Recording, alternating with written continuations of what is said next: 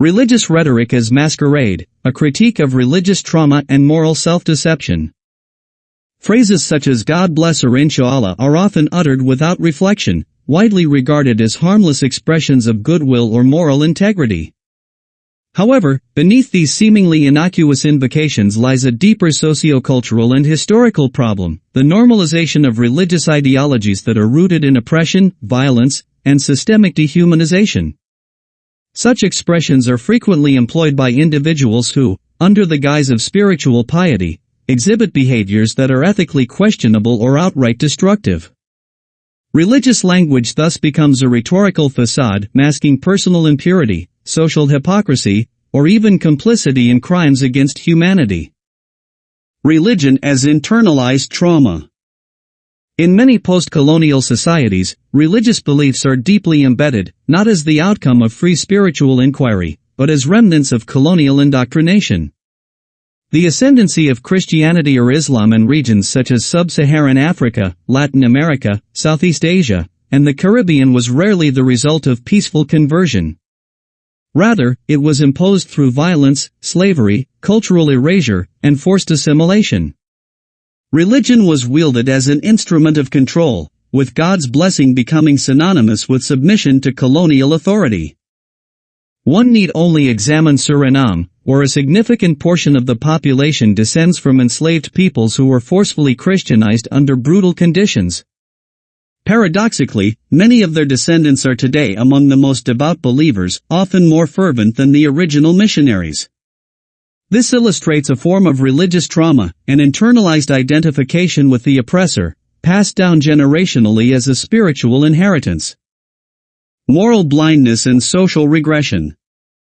The societal tendency to associate religious utterances automatically with benevolence or virtue contributes to a collective moral confusion.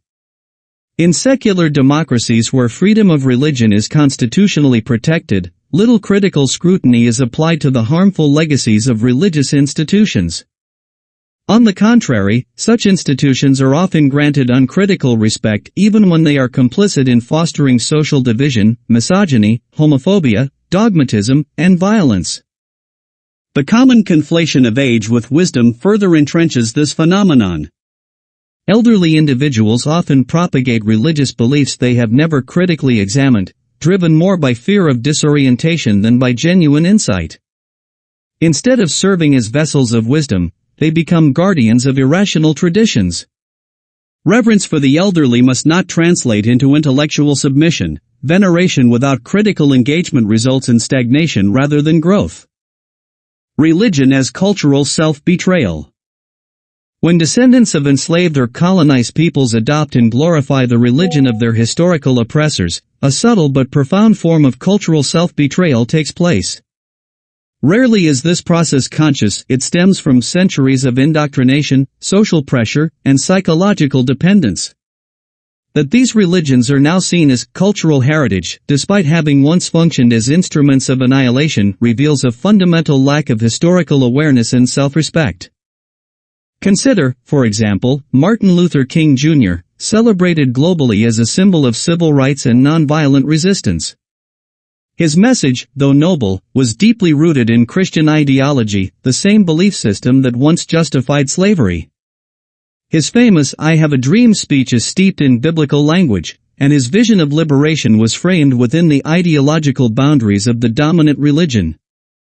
The white elite who posthumously honored him did so not out of genuine solidarity, but out of strategic pragmatism. As long as black liberation remained peaceful and spiritually aligned with Christian values, the status quo remained intact.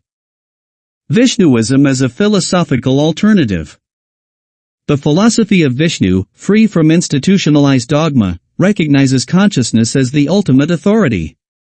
Within this framework, it is stated that the spirit of the times is the only existential factor that enables the discerning individual to understand who means well or ill. Rather than projecting good and evil onto divine externalities, this philosophy emphasizes introspective moral development and the cultivation of awareness. Whereas mainstream religions often foster dependency on divine judgment or external redemption, the Vishnu worldview encourages personal responsibility and critical discernment.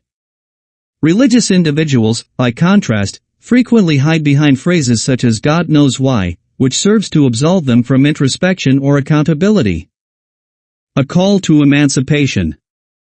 As long as individuals blindly cling to the religions of their historical oppressors, true spiritual and intellectual emancipation remains out of reach.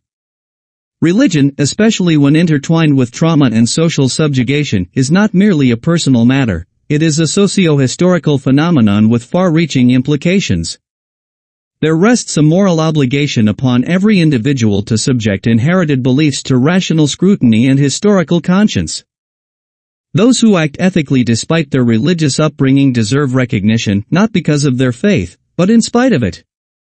Virtue is not a product of religion but of human development, empathy, and self-awareness.